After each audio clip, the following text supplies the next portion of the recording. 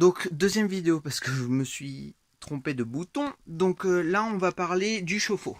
Donc pour que le chauffe-eau fonctionne, il faut deux choses. Il faut que vous ayez allumé l'écran et il faut que vous ayez allumé la partie robinet, la partie pompe. Vous avez un petit voyant ici, donc il faut juste le mettre sur 50, voilà, et on vient d'entendre un petit clac, ça veut dire que le chauffe-eau est en pleine action, il est parti pour chauffer là. Donc là il y a un petit voyant rouge. Ce petit voyant rouge, ça indique en fait qu'il n'y a pas d'eau dans le chauffe-eau. Donc ce qu'il faudrait faire, c'est tirer un peu d'eau chaude, voilà, et vous le remettez sur 50. Voilà. Et là, ça fonctionne.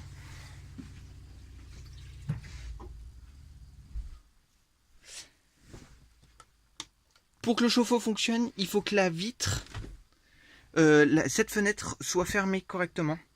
Parce que vous avez un petit capteur derrière, et c'est pour éviter les remontées de gaz. Donc ça, c'est un point important. Pour le reste, ça c'est la douche. Je tiens à ce que le rideau soit mis correctement pour éviter que le tuyau de la douche ne vienne frotter contre la paroi, parce que vous voyez, les premiers locataires n'ont pas fait attention et ça a rayé tout le truc. Du coup, je leur ai gardé un petit peu de la caution pour essayer de réparer. Voilà. Je leur avais bien précisé, mais voilà, ils n'ont pas fait attention.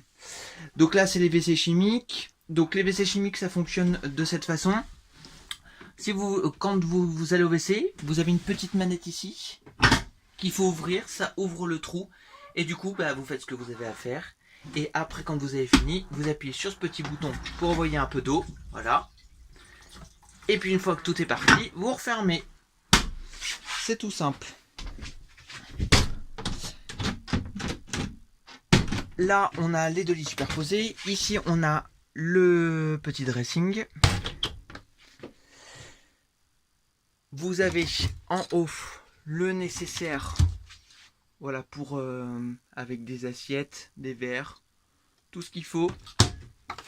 Même une petite cafetière Baudon. Vous avez dans le tiroir des couverts, de l'allume-feu, éponge, tout ce qu'il faut pour pouvoir manger.